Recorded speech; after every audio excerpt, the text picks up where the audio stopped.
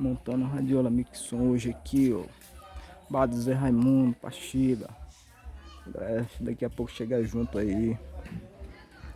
Vários times já em campo ali, jogando aquele futebol bem gostoso, né? Futebol bacana. Daqui a pouco a galera desce em peso aí, ó. Tá ensinando cabra bruto pra trabalhar, olha aí, ó. Sozinho aí, ó.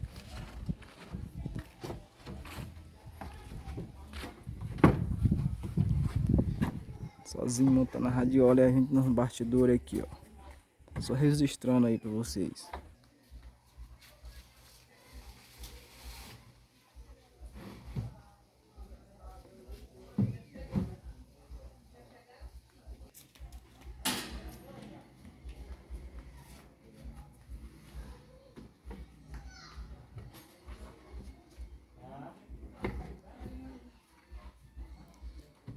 Esse é uma gasosa aí, Zé.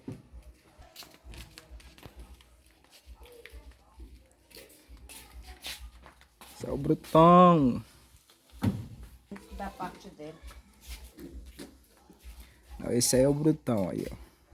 Uma caixa dessa aí com 2 drive de 405 aí, mais 2 250. O cara sozinho aí. Vou botar em cima aí, ó. É. Vendo aí, ó.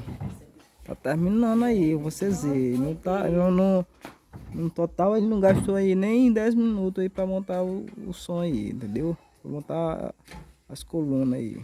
É porque eu tô cortando o vídeo aqui, parando pra agilizar mais depressa, mas deu um total aí de menos de 10 minutos aí. Vocês estão vendo aí. Radiola Mixon. A turbinada do Maranhão aí, ó. Ajeitar ela. Aí, ó. Eita. Também toda vez que ele passa, ele quebra um pedaço da casa aí, ó. Olha como tá aí, ó.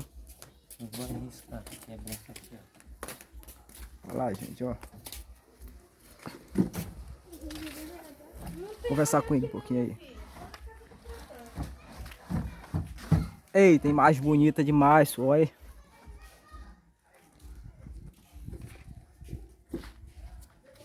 Isso aí é Zé Raimundo aí, menos de 10 minutos aí, montar uma radiola desse, um paredão desse.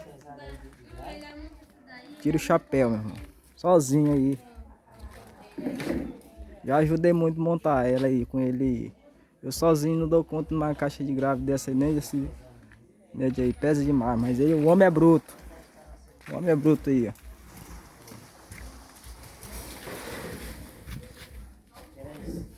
Olha aí. Os bastidores aí, a outra tá ali, ó. Já desde ontem montada aí. Tô conta só com aquela. E hoje o negócio vai pegar, papai.